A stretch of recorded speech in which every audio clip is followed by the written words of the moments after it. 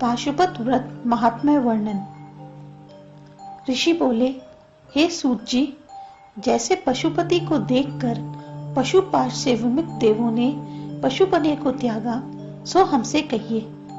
सूत जी बोले, प्राचीन काल की बात है कि कैलाश पर्वत की शिखर पर भोगाग्य नामक वाले स्वस्थान में विराजमान शिव जी के पास सब देवता मिलकर गए। वहां सब देवताओं के हित के लिए विष्णु भगवान भी गरुड़ पर चढ़कर गए। सब देवताओं ने कैलाश पर पहुंचकर प्रणाम किया तथा विष्णु भगवान भी गरुड़ से उतरकर सुमेरु पर्वत पर चढ़े।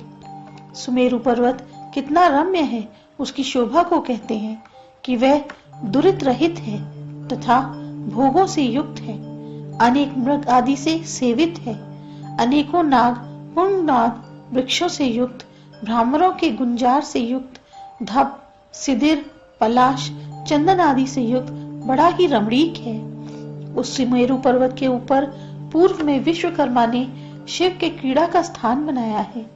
उस स्थान को देखकर इंद्र आदि देवताओं ने दूर दूर से ही प्रणाम किया।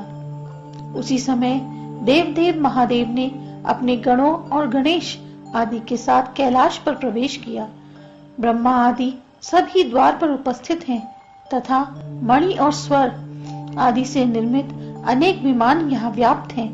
द्वार पर अनेक भवन रचे हुए हैं। सब देवों ने इस प्रकार के भवन देखकर प्रसन्न हो पूर्व में भीतर प्रवेश किया। वहां नाना प्रकार के मृदंग वेणु आदि बज रहे थे।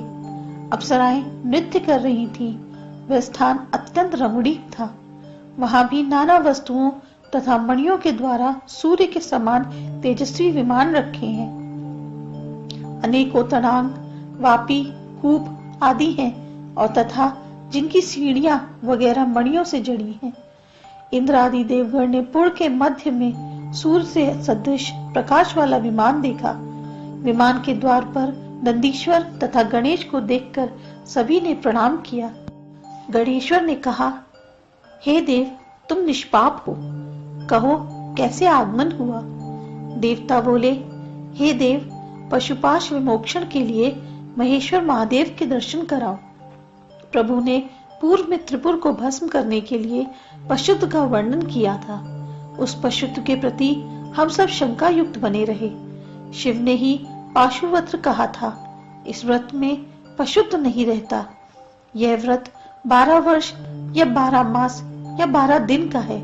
सो इस व्रत के करने से सब पाप पशुपाश से मुक्त हो जाएंगे। ऐसा कहने पर नंदी ने उन देवों को गण सहित साम शिव का दर्शन कराया। देवों ने भव को प्रणाम कर स्तुति की।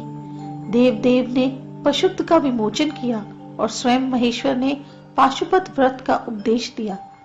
तब से सब देव पाशुपत कहलाए। उन्होंने तप किया। फिर 12 वर्ष के अंत में सब देवता ब्रह्मा और विष्णु अपने अपने स्थान को चले गए। हे मुनियों, यह वृतांत मैंने ब्रह्मा के मुख से सुना था, सो तुमसे कहा। पूर्व काल में सनत कुमार से व्यास जी ने सुना था। इस प्रकार मनुष्य पाशुपाश से मुक्त हो जाता है।